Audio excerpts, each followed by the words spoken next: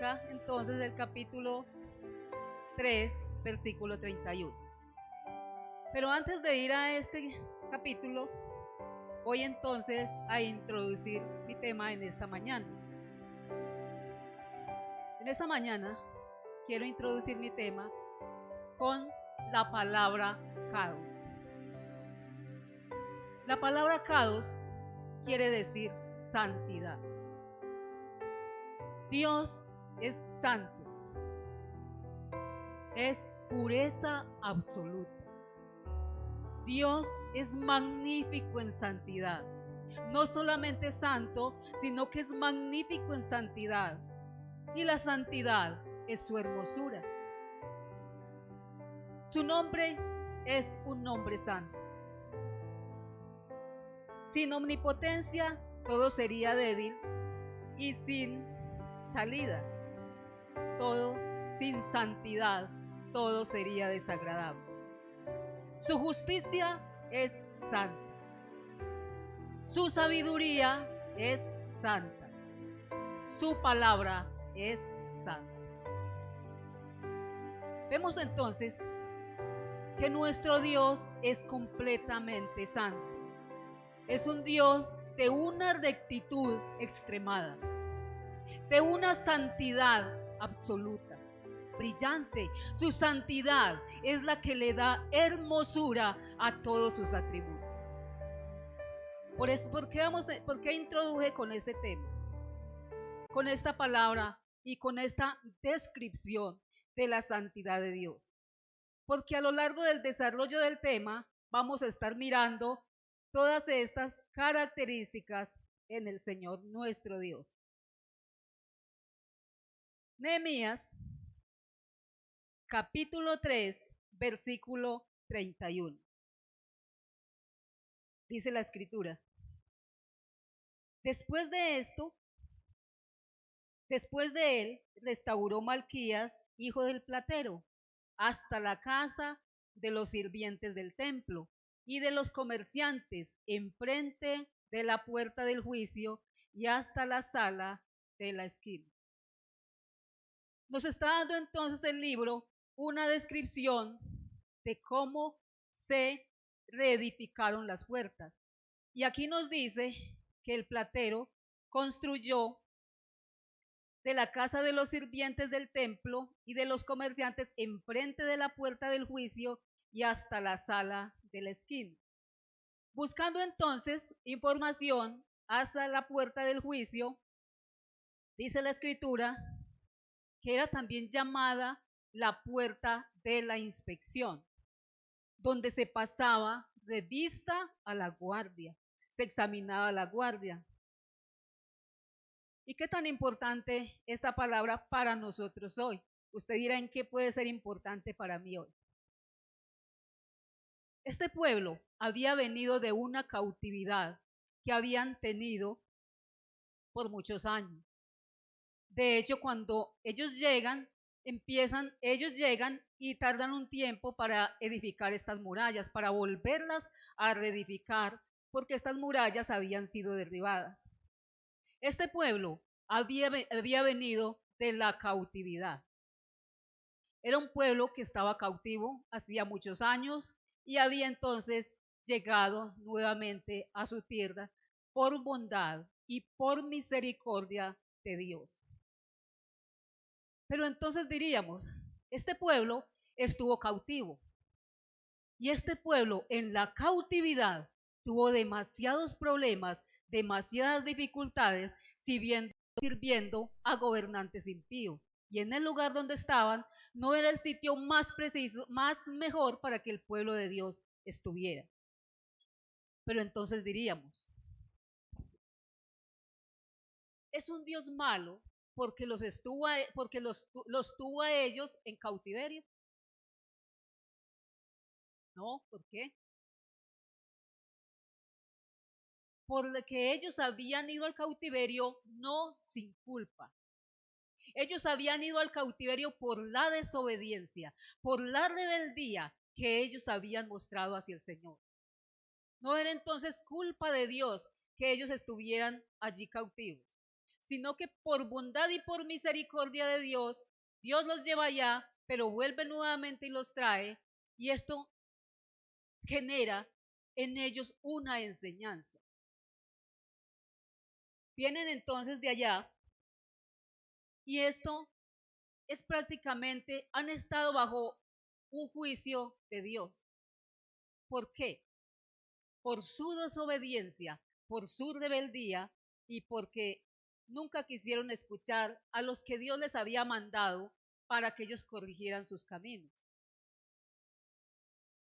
Desde la antigüedad, el Dios Santo, el Dios Todopoderoso, el Dios de los ejércitos celestiales de Israel, desde la antigüedad ha tenido un propósito con su pueblo. No ha sido el propósito de Dios que su pueblo ejecutara un juicio sobre su pueblo. Al contrario, Dios siempre les quiso evitar este juicio, estos sufrimientos que ellos tuvieron allí en la cautividad. No era entonces voluntad de Dios que ellos estuvieran ahí, pues su propia rebeldía, su propia obstinación, la que llevó a que Dios, para ejecutar en ellos y disciplinarlos, los llevara entonces, permitiera que ellos fueran cautivos a Babilonia. A veces pensamos que Dios se complace en derramar juicios sobre su pueblo. Y a veces decimos, no, es que esto es un juicio de Dios. Y empezamos a ver el juicio de Dios en toda situación que nos pasa. Y sí, si nosotros vivimos en la práctica del pecado, no se va a hacer esperar la disciplina de Dios. Pero hermanos, aún esta disciplina, esto muestra el amor de Dios. Aún esta disciplina por la que usted estuviera pasando por una práctica del pecado muestra que hay un Dios que está interesado en usted, que está interesado en que usted enderece sus caminos, que está interesado en que usted vuelva sus ojos a Él. Por eso allí el pueblo había pasado por esto. Y como les decía, no es que Dios se complazca en traer disciplina. A veces nosotros vemos una situación y decimos, no, esto es un juicio de Dios, esto es una disciplina de Dios. Muchas veces, hermanos, esto es consecuencia del pecado.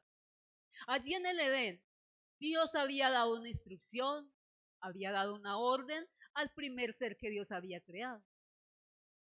¿Qué pasa entonces? El hombre desobedece a Dios.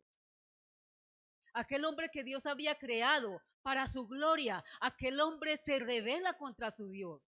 Es tentado por Satanás. Y cuando es tentado, este hombre ve agradable el querer ser igual a Dios. Satanás le dice que él puede ser igual a Dios, y el hombre que Dios había creado se rebela contra su creador y quiere ser igual que Dios. Ya no se quiere someter. Pero esto trae una consecuencia para el hombre. Y aún en nuestros días nosotros miramos una consecuencia. El salmista decía, justicia y juicio son el cimiento de tu trono. Misericordia y verdad van delante de ti. Dios, en su santidad, Dios es un Dios justo y recto. Por eso, cuando el hombre decide desobedecer, no tarda en venirse la reprensión de Dios, el castigo para Dios, el juicio para Dios, en el cual aún nosotros vivimos las consecuencias hoy. Pero quita esto, ¿le merma esto la santidad de Dios? No, Él sigue siendo santo, Él sigue siendo recto, Él sigue siendo justo, Él sigue siendo puro en sus designios.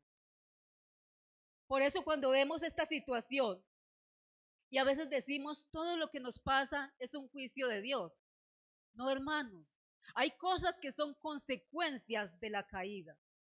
Los dolores, la fatiga, los dolores de la mujer que simbolizan dolores que íbamos a pasar, fatiga, dolor del hombre para sembrar la tierra, para que produjera el fruto para su sustento. Hermanos, todo esto viene a consecuencia de la caída del hombre. Todo esto viene a consecuencias de la desobediencia, una desobediencia por voluntad propia, porque el hombre pudo haber dicho no, pero el hombre dijo que sí a la propuesta de Satanás y ahí nosotros sufrimos las consecuencias hoy. Y esto trajo al hombre consecuencias en todas las áreas, en la salud, en la economía, en, en todas las áreas donde el hombre se manifiesta a nivel espiritual. Por eso es que hay cosas que son consecuencias del pecado y que nosotros hoy aún las continuamos viviendo. Vemos a la gente, por ejemplo, ejercer justicia. Si estamos hablando de la justicia de Dios, del juicio de Dios, vemos jueces ejerciendo justicia que no es correcta. Jueces ejerciendo justicia, una justicia sesgada hacia un lado más que al otro, y muchas veces imputándole al que no tiene medios, recursos, una culpa y absolviendo al culpable. Todo esto es culpa de la caída. El pecado se ha enseñoreado de mucha parte de la humanidad. Pero hay una justicia, pero hay alguien que es completamente justo. Y su justicia es perfecta.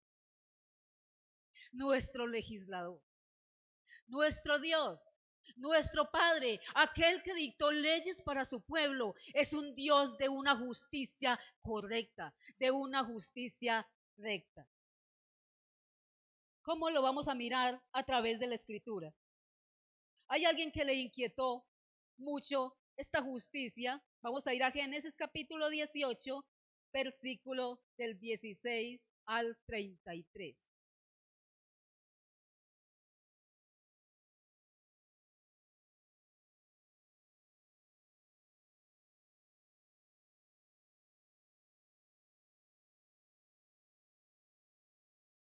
Sí, pastor. Muy bien por la aclaración, pastora. Lo que dice la pastora es lo que dice la Escritura. Esto fue un juicio que vino por el pecado. ¿Era justo que Dios juzgara a la humanidad? Era totalmente justo. ¿Era justo que Dios enviara ese juicio? Sí, era justo. Dios nunca va a hacer algo que contradiga su justicia ni su rectitud. Por eso era justo. Y vamos a ver a Abraham allí en Génesis capítulo 18 y vamos a ver desde el verso 16 al 33. En la casa pueden continuar leyendo la parte que no vamos a leer acá por cuestión de tiempo. Dice la palabra del Señor. Y los varones se levantaron de allí y miraron hacia Sodoma, y Abraham iba con ellos acompañándolos. Y Jehová dijo: encubriré yo a Abraham lo que voy a hacer, habiendo de ser Abraham una nación grande y fuerte, y habiendo de ser benditas en él todas las naciones de la tierra. Porque yo sé que mandará a sus hijos y a su casa después de sí, que guarden el camino de Jehová, haciendo justicia y juicio, para que haga venir Jehová sobre Abraham lo que ha hablado acerca de él. Entonces Jehová dijo: por cuanto el clamor contra Sodoma y Gomorra se aumenta más y más, y el pecado de ellos se ha agravado en extremo, descenderé ahora y veré si han consumado su obra según el clamor que ha venido hasta mí. Y si no, lo sabré. Y se apartaron de allí los varones y fueron hacia Sodoma, pero Abraham estaba aún delante de Jehová. Y se acercó a Abraham y dijo: ¿destruirás también al justo con el impío? Quizá haya 50 justos dentro de la ciudad. ¿Destruirás también y no perdonarás al lugar por amor a los 50 justos que estén dentro de él? Lejos de ti el hacer tal que hagas morir al justo con el impío, y que sea el justo tratado como el impío. Nunca tal hagas. El juez de toda la tierra no ha de hacer lo que es justo. Entonces respondió Jehová: si hallar en Sodoma 50 justos dentro de la ciudad, perdonaré a todo este lugar. ¿Por qué? Por amor a ellos. Abraham replicó y dijo: he aquí, ahora que he comenzado a hablar a mi Señor, aunque soy polvo y ceniza, quizás faltarán de 50 justos 5. ¿Destruirás por aquellos 5 toda la ciudad? Y dijo, no la destruiré si hallare allí 45. Y volvió a hablarle y dijo, quizá se hallarán allí 40. Y respondió, no lo haré. ¿Por qué? Por amor a los 40. Y dijo, no se enoje ahora mi señor si hablare, quizás se hallarán allí 30. Y respondió, no lo haré si hallare allí 30. Y dijo, he aquí, ahora que he comprendido el hablar a mi señor, quizá se hallan allí 20. No la destruiré, respondió. ¿Por qué? Por amor a los 20. Y volvió a decir, no se enoje ahora mi señor. Si hablare solamente una vez, quizás se hallarán allí 10. ¿Qué contesta el Señor? Por amor a los 10. Y Jehová se fue, luego que acabó de hablar a Abraham y volvió a su lugar. Dios le ha dicho a Abraham que va a destruir aquella ciudad, la ciudad de Sodoma y Gomorra. ¿Por qué el título que le coloqué, la justicia perfecta? Nadie puede juzgar de la manera que Dios juzga. Su justicia es perfecta. Los jueces hoy en día, para poder dictaminar sentencias sobre un caso, ellos tienen que hacer una investigación larga, tienen que conseguir testigos, tienen que buscar muchas veces quién vio, llaman a las personas a testificar si esa persona que está ahí sentada, si es la persona culpable y por qué causa es culpable. O sea, tienen que hacer una investigación muy larga para poder dictaminar una sentencia. Allí Dios, el Dios que todo lo ve, el Dios que todo lo sabe, Él no tiene que hacer ese procedimiento que hacen los jueces de una nación. Dice allí en Jeremías capítulo 17, versículo 9, dice la palabra del Señor. Engañoso y perverso es el corazón del hombre, más que todas las cosas. Y hace una pregunta, ¿quién lo conocerá? ¿Cuál es la respuesta? Yo. Él dice, yo lo conozco. Yo que escudriño la mente y el corazón para dar a cada quien según su obra.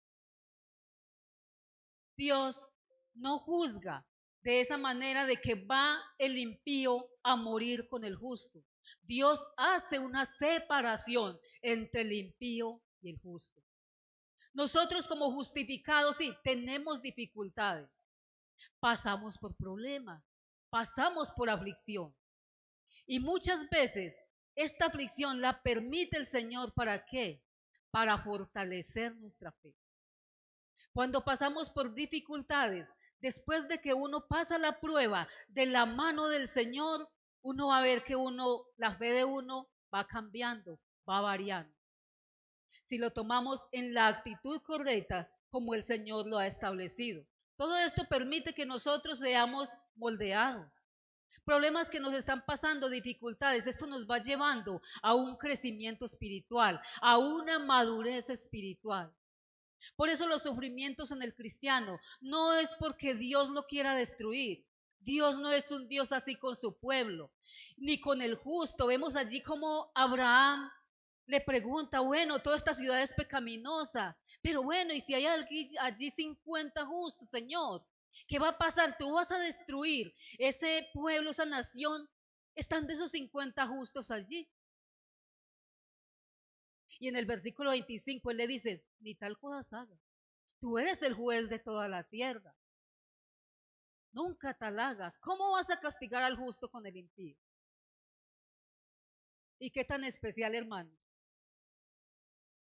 A través de la historia, Dios ha ejecutado juicios en la humanidad.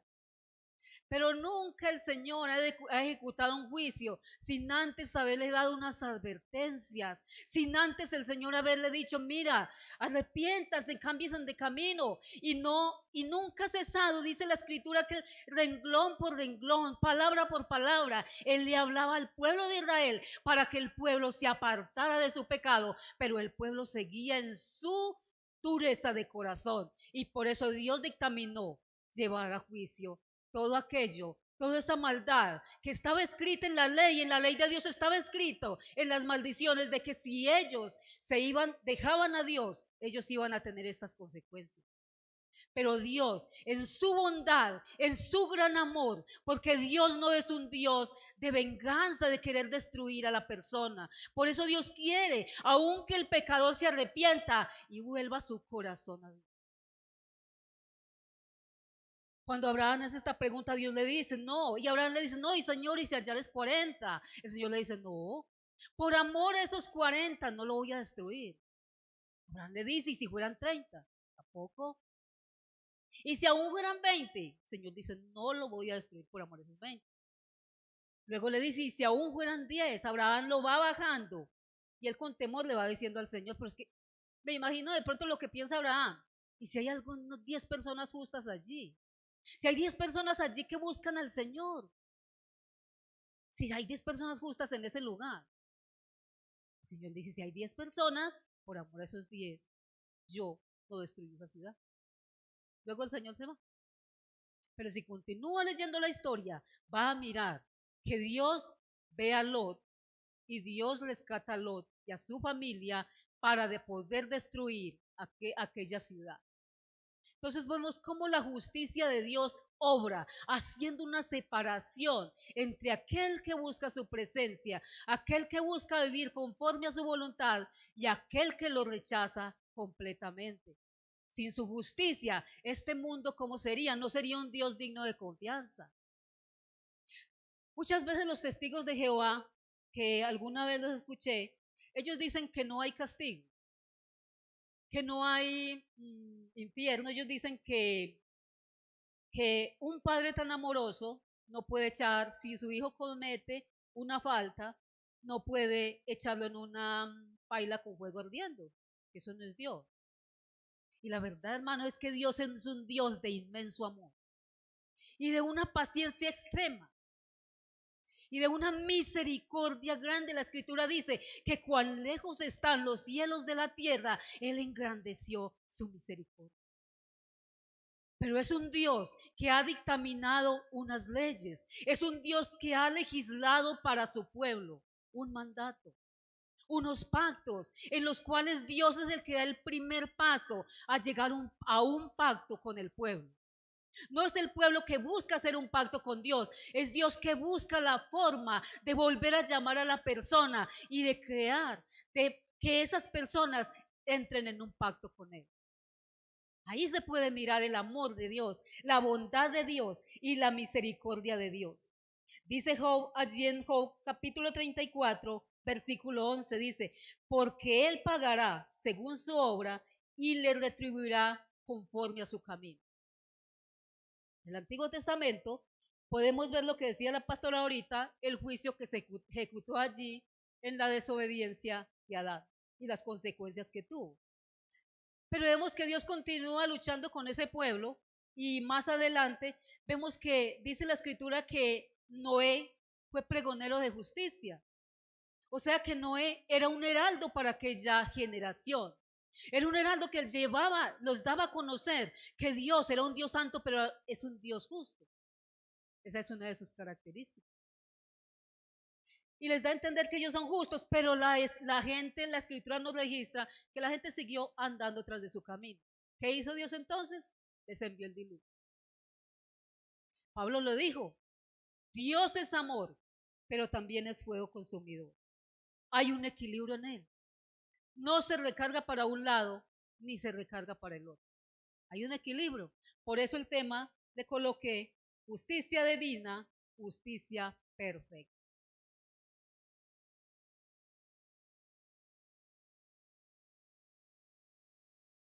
Todo lo que nos pasa a nosotros, los hijos de Dios, como les decía antes, es solamente para Dios glorificarse y para que nosotros vayamos creciendo espiritualmente. Yo no sé cuál es la dificultad que usted tiene hoy. Yo no sé por qué situación está pasando, pero Él sí lo sabe. Y a lo mejor usted me cuente su situación y yo no la entienda a la magnitud que Dios entiende. porque Él sí conoce la profundidad del corazón. Nosotros podemos hacer un justo por apariencia y de pronto por lo que la persona, por lo que le vemos, pero Él conoce el corazón. Entonces miramos como la justicia de Dios es una justicia que no tiene comparación. Vamos a mirar varios juicios, pero vamos a mirar también el amor de Dios.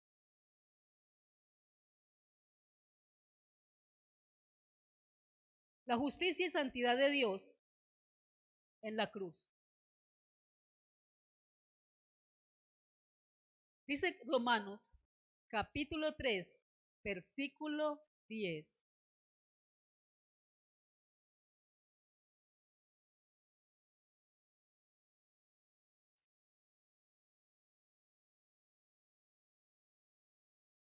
Vamos a Romanos capítulo 3, versículo 10. Dice la palabra del Señor. Como está escrito, no hay justo ni aun uno. No hay quien entienda, no hay quien busque a Dios.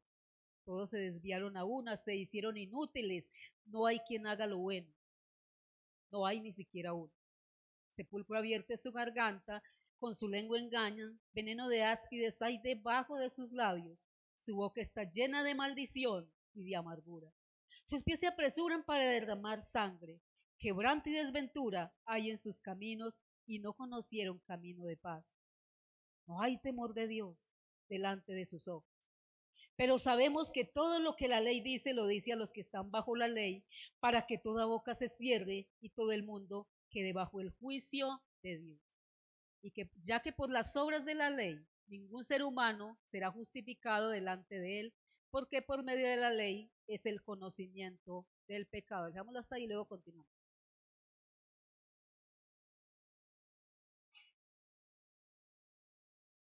Pablo hace una descripción de la condición de la humanidad en general. Y la descripción de Pablo muestra que no hay justo ni a uno. Pablo está mirando en la maldad del corazón, las obras que ellos están haciendo, y Pablo dice, no hay justo ni a uno. La pregunta ¿es Dios un Dios completamente santo? Un Dios completamente apartado. Su belleza, su pureza, da brillo a todas las demás perfecciones que hay en él. No comulga con el pecado. Pero sin embargo, Pablo está hablando de esta generación, pecaminosa en gran manera, injustos. Está hablando de estas personas injustos, dice Pablo allí, que todos se desviaron a una, no hay quien haga lo bueno, no hay ni siquiera uno. Sepulcro abierto su garganta, engañadores, boca llena de maldición, de amargura. Mire, hay gente que habla y uno se pone a hablar con personas y uno ve que dicen más palabras grandes que palabras edificantes. Esta generación que Pablo está describiendo se parece mucho a la generación de hoy. Y Dios sigue siendo el mismo, Dios sigue siendo santo y es apartado del pecado. Pero se puede apreciar más aún en esta condición el amor de Dios, la bondad de Dios para el pecador. Dice la escritura allí en Juan capítulo 3, 16, de tal manera amó Dios al mundo que ha dado a su Hijo unigénito para que todo aquel que en él cree no se pierda, mas tenga vida eterna. Solo mostrando una condición como esta que Pablo muestra, se puede apreciar el amor y la bondad de alguien que es santo, de alguien que es completamente apartado del pecado. Se puede apreciar allí la misericordia, la bondad de Dios para con la humanidad. Pero continúa diciendo la palabra, versículo 21. Pero ahora, aparte de la ley, se ha manifestado la justicia de Dios, testificada por la ley y por los profetas, la justicia de Dios por medio de la fe en Jesucristo para todos los que creen en Él, porque no hay diferencia, por cuanto todos pecaron, siendo justificados gratuitamente por su gracia mediante la redención que es en Cristo Jesús, a quien Dios puso como propiciación por medio de la fe en su sangre, para manifestar su justicia a causa de haber pasado por alto en su paciencia los pecados pasados. Aquel juicio que se ejecutó en la cruz. Dice la Escritura en Isaías capítulo 53, dice que Jehová cargó en él el pecado de todos nosotros. Aquel juicio en la cruz es la más grande muestra de amor de Dios por aquella criatura pecaminosa, por aquella criatura que le había fallado a Dios. Es la más grande muestra de amor. Usted dirá, Dios, a veces pensamos que Dios no nos ama porque tenemos situaciones difíciles o pensamos que de pronto Dios se ha olvidado de nosotros. Nunca. Nosotros a los ojos de Dios, cuando Dios nos ve, no nos ve a nosotros, ve a su Hijo Jesucristo. Ese juicio que hubo en la cruz, donde su pecado, su injusticia, nuestro amado Señor y Salvador cargó a toda aquella injusticia, es la más grande muestra de amor de Dios hacia una generación maligna, pecaminosa. Fue un juicio que trajo bendición para nosotros. Fue un juicio que trajo redención para un pueblo que estaba completamente separado de Dios por el pecado. Fue un juicio que se ejecutó allí en la cruz. Por eso dice Romanos capítulo 5 que nosotros somos justificados por la fe. Aquellas criaturas que estaban allí, como muestra Pablo, injustas, criaturas pecaminosas, como lo muestra en el capítulo 3 del 10 en adelante, esas criaturas, todas aquellas que se acercaran, que creyeran en ese sacrificio que Jesucristo había hecho en la cruz, esas criaturas pasaban de ser separadas a ser criaturas justificadas delante de Dios. Fue un juicio que se llevó contra alguien que no había pecado, contra alguien que era santo. El mismo Dios desciende a la cruz y allí es crucificado. No sé si hay una muestra de amor más grande que usted pueda apreciar, que el justo pague por los injustos. Por eso usted y yo, ese juicio que se ejecutó allí en la cruz fue de bendición, porque ese juicio fue hecho por amor de Dios. El Dios Santo se acerca a la criatura solo por un medio, y el medio es el sacrificio de su Hijo en la cruz. No hay otro camino. Por eso podemos ver que lo que les decía inicialmente, hay juicios que son de bendición para nosotros, y este juicio que se ejecutó allí en la cruz fue la bendición más grande que puede recibir la humanidad, que puede recibir todo aquel que ha creído en Jesús, la bendición más grande que ha recibido usted y que he recibido yo. Gloria al Señor. Gloria a Dios.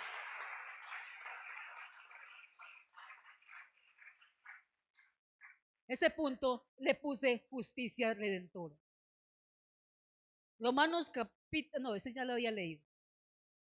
Entonces podemos ver, vamos a mirar Romanos capítulo 8, versículo 1, más adelante.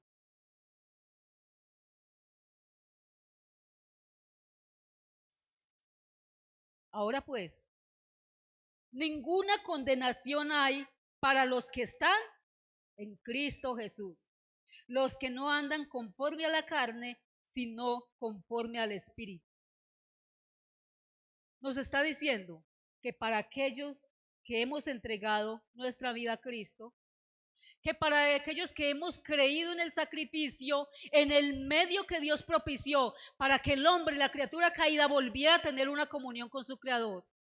Ahora, por ese sacrificio no hay condenación ni para usted ni para mí. Y eso es la bendición más grande que hemos recibido. Muchos dirán, yo tenía una tía que ella decía, ay María, es que a mí sí me da miedo morir. Y yo, ¿y por qué? Ah, me dice, porque uno no sabe a dónde va a ir. Yo digo, la Biblia dice que los que están en Cristo Jesús son justificados delante de Dios. Arrepiéntase, pídale perdón al Señor y entréguele su vida a Cristo. Ahí está la salvación de la persona. En la tierra sí es posible saber para dónde nos vamos. Porque aquí en la tierra es donde nosotros tomamos una determinación. Aceptamos la invitación que el Señor nos ha hecho. Porque el llamado que Dios ha hecho, eso es una invitación. Y la invitación de Dios es a que el hombre tenga comunión con Jesucristo, que el hombre esté unido a Cristo, que tenga compañerismo con Cristo. Todos aquellos que aceptan la invitación de Dios a confiar en Jesucristo, a creer en aquel sacrificio que Él hizo en la cruz, rinde su vida al Señor, le pide, reconoce sus pecados porque todos hemos pecado. Reconoce sus pecados, dice la Escritura, que pasan de muerte a vida y que son justificados. Primera de Juan 1:9.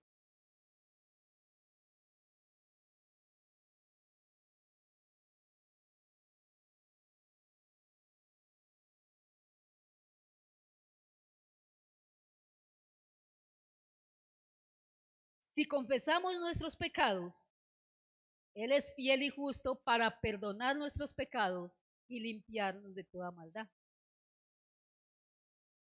Dice la Escritura que si nosotros confesamos nuestros pecados, Dios es ¿qué? Fiel, es justo, es un Dios que no es injusto. Abraham lo pudo comprobar cuando sacó a Lot de en medio de aquella ciudad que iba a ser destruida. Abraham pudo ver esa justicia literal de Dios. Y nosotros hemos podido comprobar su justicia, ¿cómo? Por medio del sacrificio que Él hizo. Dice que somos justificados delante de Dios y dice que si confesamos nuestros pecados, Él es fiel y justo para perdonar nuestros pecados y limpiarnos de toda maldad. ¿Por qué debemos reconocer nuestros pecados? Porque nosotros somos personas que de día en día pecamos. Pero ¿sabe que para Dios es muy importante que nosotros reconozcamos nuestra condición? Vamos a ir al Salmo 78 y vamos a mirar del 52 al 56. Vamos a mirar entonces la bondad de Dios.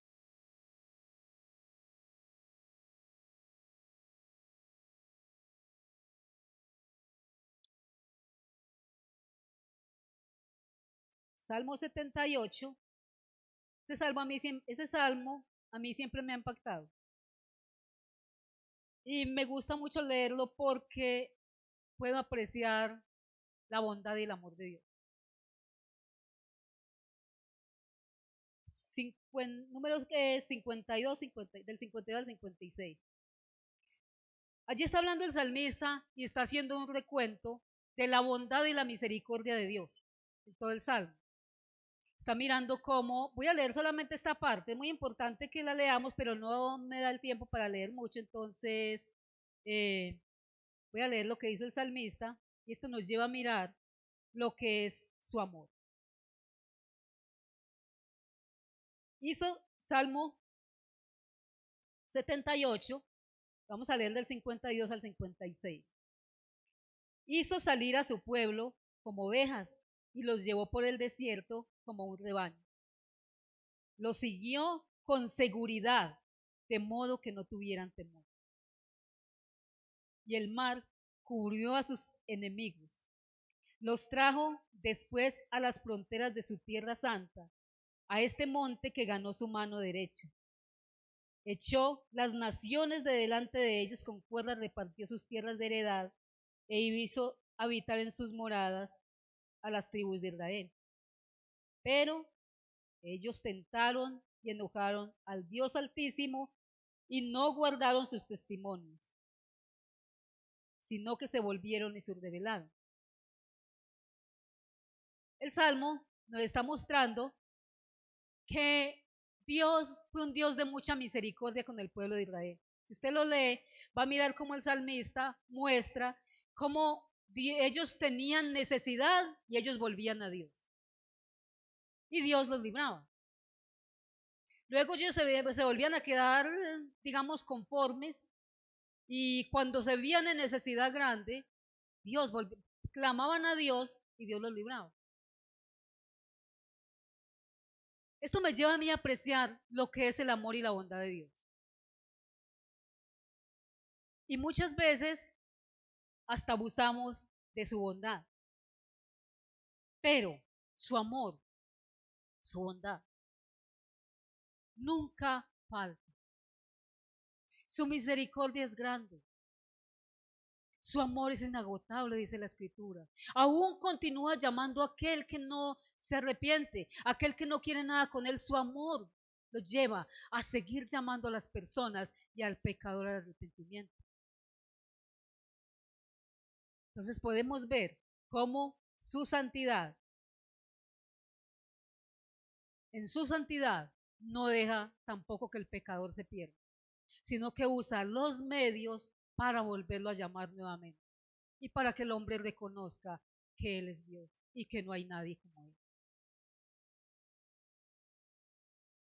El Salmo 9:4 dice: tú eres juez justo, te has sentado en tu trono para hacerme justicia. Y este texto que me pareció muy claro, Daniel 9:9,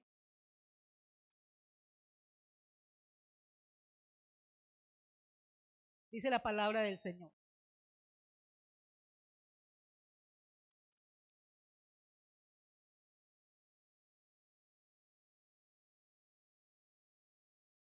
dice la palabra del Señor, desde el 8: oh Jehová, nuestra es la confusión del rostro.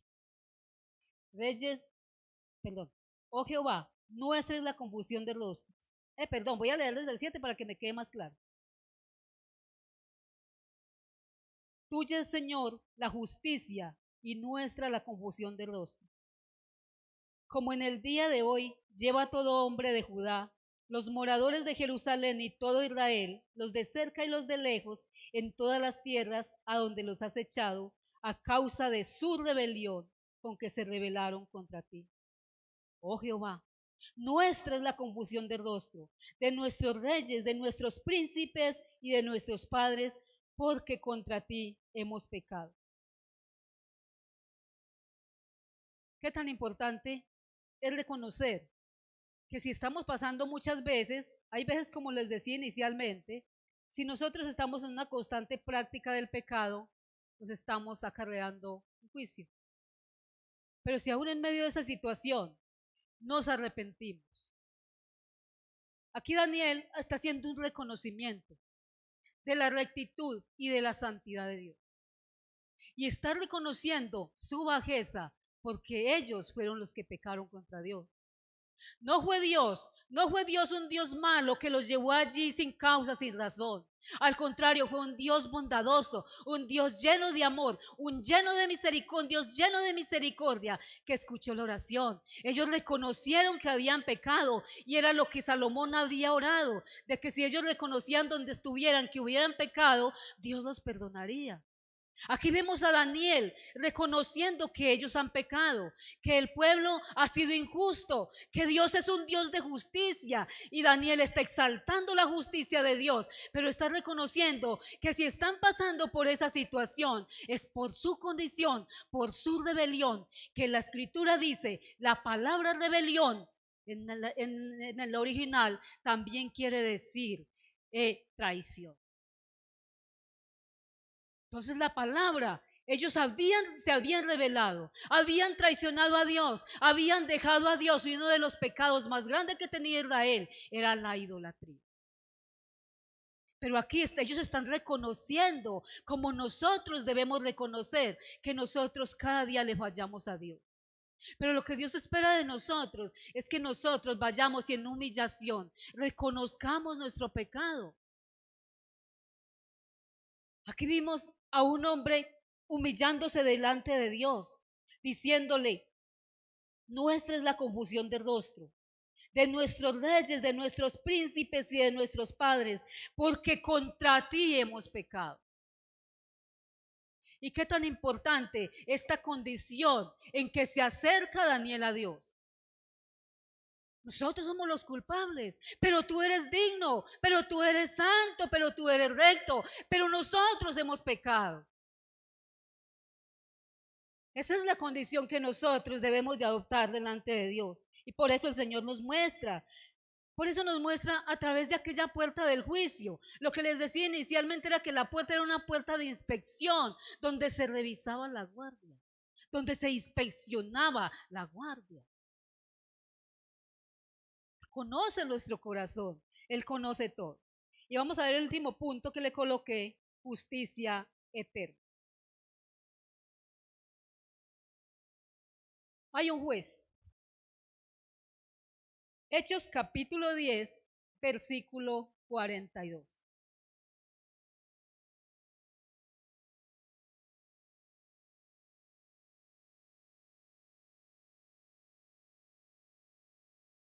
Y nos mandó que predicásemos al pueblo y testificásemos que Él es el que Dios ha puesto por juez de vivos y muertos. Hay un juez y el juez es Cristo Jesús. En ese juez se hizo justicia en la cruz. Y un día nos presentaremos delante de Él. El pueblo de Dios, para recibir recompensa, como nos lo han estado enseñando estos días, a propósito, para usted, todos los miércoles está llevando la iglesia enseñanza doctrinal, muy importante para cada uno de nosotros. Es la invitación entonces que también dispongamos nuestro corazón para recibir todas estas enseñanzas que son bendición para nuestras vidas.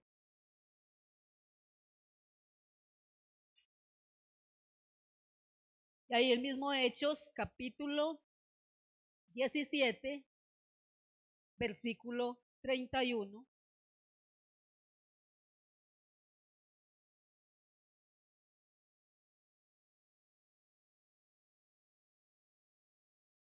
Dice la, 17, perdón, 17, capítulo 30, 17, 31. Dice la palabra del Señor. Hechos capítulo 17, versículo 31. Por cuanto Dios ha establecido un día en el cual juzgará al mundo con justicia por aquel varón a quien designó, dando fe a todos con haberle levantado de los muertos. Dios es un juez justo y siempre juzga con justicia. El juicio, dice la escritura, que lo dio al Hijo. Y por eso vemos que el Hijo, el juez, si miramos Apocalipsis capítulo 1, vamos a mirar entonces la descripción de este juez.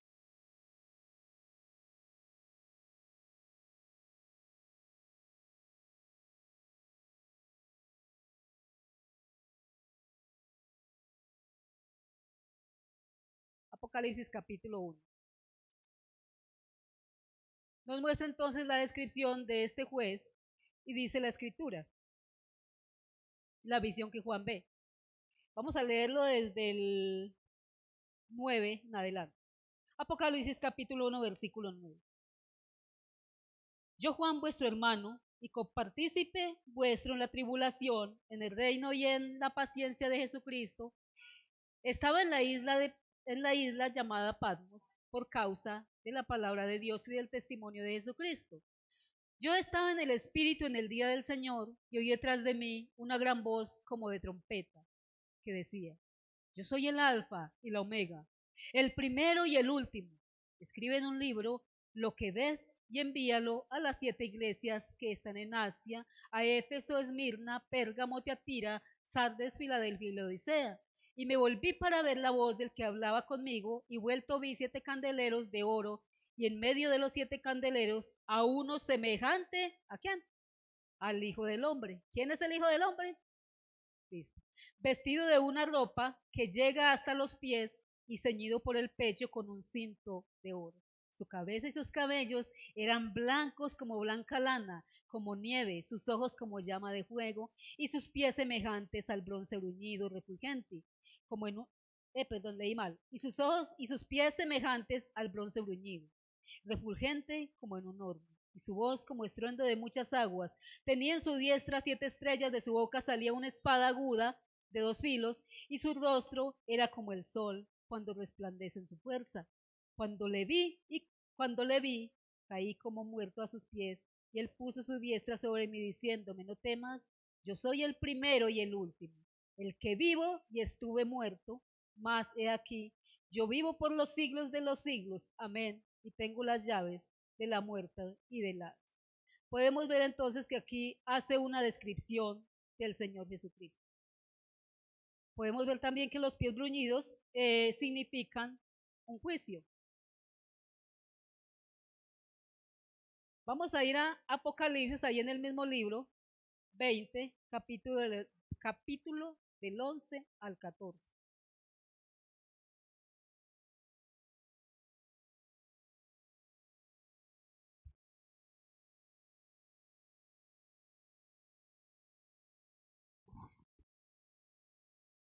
Cuando estemos me lo vas a saber con un amén. Amén.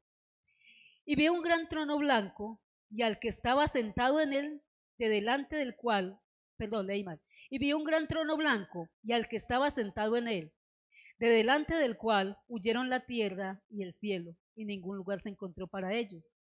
Y vi a los muertos, grandes y pequeños, de pie ante Dios, y los libros fueron abiertos, y otro libro fue abierto, el cual es el libro de las obras, y fueron juzgados los muertos por las cosas que estaban escritas en los libros según sus obras. Y el mar entregó los muertos que había en él, y la muerte y el Hades entregaron los muertos que había en ellos, y fueron juzgados cada uno según sus obras. Y la muerte y el Hades fueron lanzados al lago de fuego. Esta es la muerte segunda, y el que no se halló inscrito en el libro de la vida fue lanzado al lago de fuego. Vemos entonces otro juicio. Primero vemos el que se llevó en la cruz, que llevó nuestros pecados, que nuestros pecados fueron cargados sobre él, y vemos aquí otra clase de juicio llamado el juicio final. En la visión que Juan ve, él dice que ve un gran trono blanco. ¿Qué describe esta blancura sino la santidad y la pureza de aquel que está sentado en el trono? Dice que al que estaba sentado en el trono, de delante del cual huyeron la tierra y el cielo, en ningún lugar se encontró para ellos. En el versículo 12, en la visión que el Señor le permite tener a Juan, dice: y vi a los muertos grandes y pequeños de pie ante Dios, y los libros fueron abiertos, y otro libro fue abierto, el cual es el libro de las obras. No hay acepción de personas para Dios, tanto los grandes como los pequeños. Allí se llevó un juicio y se llevó contra aquellos que no habían sido resucitados y arrebatados cuando fue arrebatada la iglesia. Allí se llevó otro juicio diferente. Deja de ser Dios, de ser justo por eso. Deja de ser bueno por eso por ese juicio que se ve allí. Tanto los grandes como los pequeños estaban de pie ante el trono, ante la divina majestad, ante el Santo de Israel. Allí estaban aquellas personas, y Juan las ve y ve también cómo llevan unos libros para ser juzgadas estas personas. Otra clase de juicio es el juicio final. Y es un juicio justo. Si aún nosotros, Dios no se hubiera compadecido de nosotros y hubiéramos ido a condenación, eso habría sido justo, porque el hombre se separó y se apartó de él. Y su gran bondad y misericordia atrajo nuevamente al hombre a tener una comunión con su Creador por medio del sacrificio de Cristo. Pero aquellos que lo rechazan, al igual se tendrán tendrán que presentar delante de Él para un juicio, y allí no habrá más salida, allí no habrá más esperanza. Por eso se predica el evangelio a las personas que no conocen. Por eso Cristo miraba a las multitudes con compasión, con misericordia, porque eran ovejas que no tenían pastor. Y el Señor ha anhelado pastorear cada día esas ovejas. El Señor anhela que esas ovejas vengan ante su presencia, rindan su corazón y el poderlas pastorear. ¿Cómo? A través de su palabra. Su palabra es la única que puede guiar un rebaño hacia las moradas celestiales. Sin su palabra no hay nada. Sin su palabra, sin el Espíritu Santo que nos da, no hay esperanza para nadie. No la hubiera habido para nosotros. No la hay para aquel que desprecia el señorío de Cristo y que anda tras de una religión, no sabiendo que aún con su propia religión, en el día final, si Cristo no es su centro, si Cristo no es el camino por el cual se quiere acercar al Padre, aún con su propia religión se va a ir al infierno. Cristo fue la bendición más grande para nosotros. ¿Deja a Dios de ser santo? No. La escritura dice que Él paga conforme a sus obras. Por eso mostró el camino, por su justicia. Por eso muestra el camino para que el pecador se acerque a Él. Y muestra la forma para que el pecador pueda ser perdonado. Nos muestra todas estas historias para que nosotros reconozcamos que su grandeza, su misericordia, su bondad y su amor no tienen comparación, no tienen límites. Usted y yo somos benditos, somos los benditos del Señor por la sangre de Cristo derramada en la cruz. Gloria a ti, Jesús. Amén. Para terminar, vamos a leer Segunda de Pedro, capítulo 2, versículo del 3 al 9.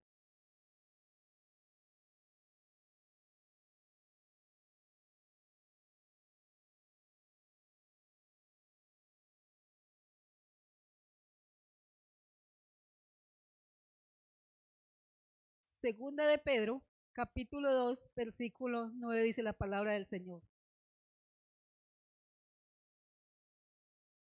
Sabe el Señor librar de tentación a los piadosos y reservar a los injustos para el castigo del día del juicio.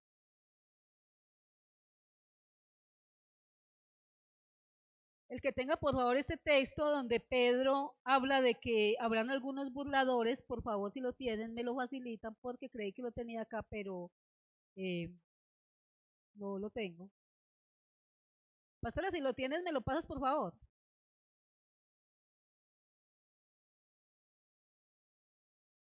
Dice la escritura, mientras la pastora me lo busca, que, y creo que nosotros como iglesia lo hemos vivido, algunas personas que dicen que el evangelio no es verdad, que es un invento de hombres, y Pedro habla de personas que en aquel tiempo, dice Pedro que había unos burladores que les preguntaban a ellos cuándo era el tiempo del advenimiento, porque desde muchos tiempos antiguos se estaba diciendo lo mismo.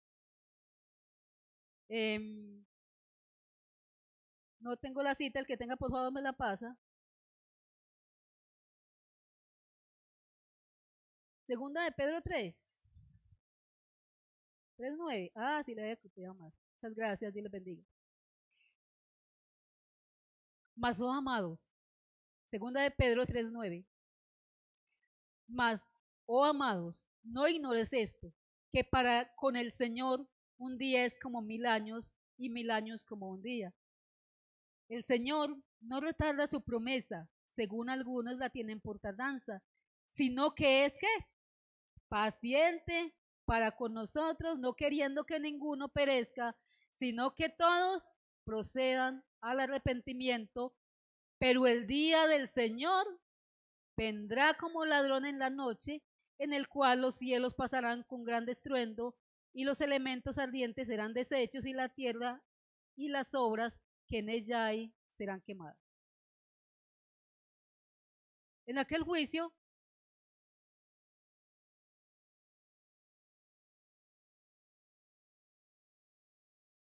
Pastora, ¿qué texto tiene ahí?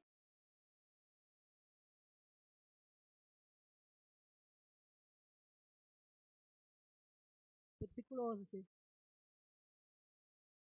No, pastora, no te entendí. Bueno, la pastora me dijo algo de allá con respecto a este texto, pero no lo alcancé a coger bien.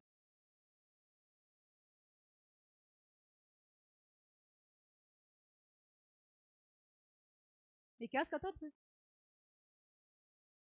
No, hasta el 11. Bueno, 14. Puesto que todas estas cosas han de ser, han de ser desechas,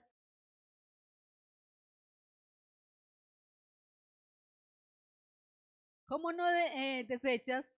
¿Cómo no debéis vosotros andar en santa y piadosa manera de vivir, esperando y apresurándoos para la venida del día del Señor, en el cual los cielos encendiéndose serán deshechos y los elementos siendo quemados se fundirán?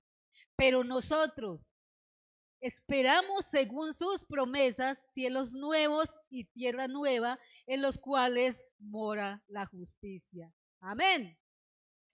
Es bueno que demos gracias al Señor por tanta bondad que el Señor tiene para con nosotros.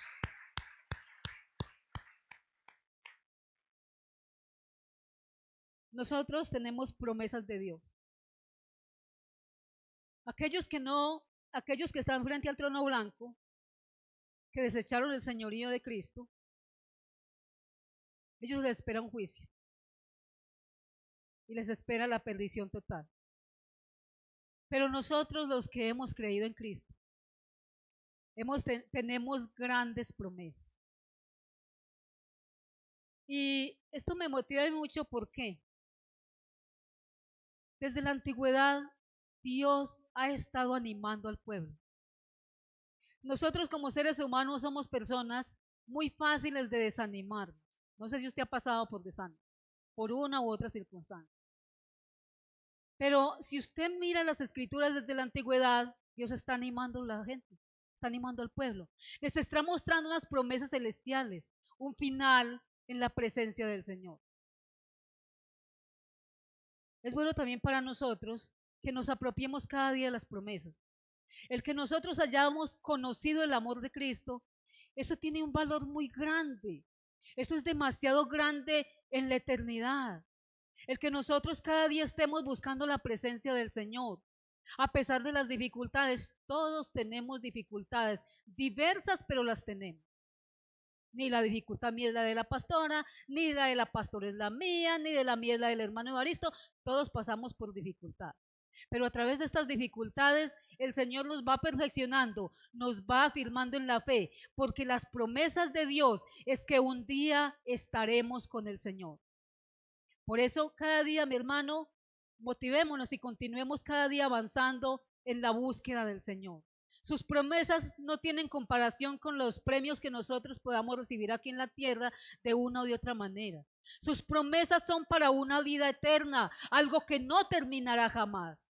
Y por eso la motivación que el Señor nos hace a través de su palabra es que continuemos y que no desmayemos. Que al contrario, si vemos al hermano, desmayado por situaciones diferentes, difíciles, nos animemos los unos a los otros. ¿Por qué? Porque tenemos grandes promesas de parte de Dios. Él nos escogió en Cristo Jesús y nosotros somos llamados a permanecer en Él. Amén. Padre, en el nombre de Jesús, bendecimos tu nombre, Padre de la gloria. Te damos honor, Señor, en esta mañana. Sabemos, Señor, que tu presencia, Señor, está aquí, Padre Santo. Tú conoces nuestra condición, Señor. Delante de ti, Señor, nada es oculto, Padre de la gloria. Aún los secretos más íntimos que nosotros tengamos, que los demás no los conocen, Señor, tú los conoces, Padre Santo. Señor, pero hoy te pedimos perdón por nuestras faltas, Señor. Perdón por nuestras ofensas, Padre Celestial. Hoy pedimos perdón por cada pecado, Señor, que cometemos, Señor, delante de ti, Padre de la gloria. Y hoy, Señor, queremos afirmarnos en tus promesas, porque sabemos, Señor, que tus promesas son fieles y verdaderas, Señor. Sabemos, Señor, que tú eres el Dios que estás en los cielos, rodeado de gloria y de majestad. Y Señor, tú sabes, Señor, que somos la criatura, Padre de la gloria, rodeada de debilidad, Señor, pero que tú cada día nos fortaleces para aún a pesar de las dificultades, continuar, Señor, en este camino tan especial, escogido por ti, Señor, para que tu pueblo, tus hijos, los escogidos, Señor, lo caminaran con la esperanza, Señor, un día, Padre de la gloria, estar allí en las bodas del Cordero con nuestro amado Señor, nuestro amado Salvador, aquel que lo dio todo para redimir un pueblo, Señor, que estaba perdido, para mostrar un camino, Señor, que nos lleva a la excelencia, Señor. Gracias, Padre Celestial, en esta mañana por tu pueblo, Señor. Gracias por tu presencia en medio de nosotros. Tú eres nuestro Dios, eres nuestro Padre, eres nuestro Rey, y queremos cada día continuar, Señor, en esa búsqueda tuya, Padre Celestial, guiado siempre por el Espíritu, Señor, que tú nos has dado, y afirmado, Señor, en tus promesas, en tus palabras, que son vida para nosotros. Gracias, Jesús, por tu sacrificio en la cruz, que nos transmitió vida y vida eterna. Gracias, Padre Celestial, por la misericordia, que es la que hoy nos sostiene en pie, afirmados en tu palabra.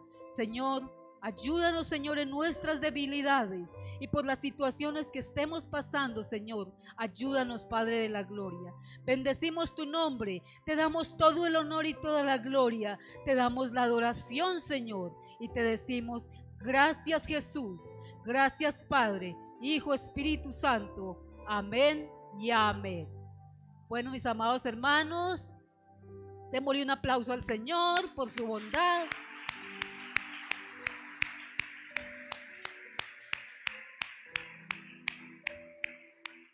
Sea nuestro Dios glorificado por cada uno de nosotros. Un Dios les bendiga y los lleve con bien hasta sus hogares.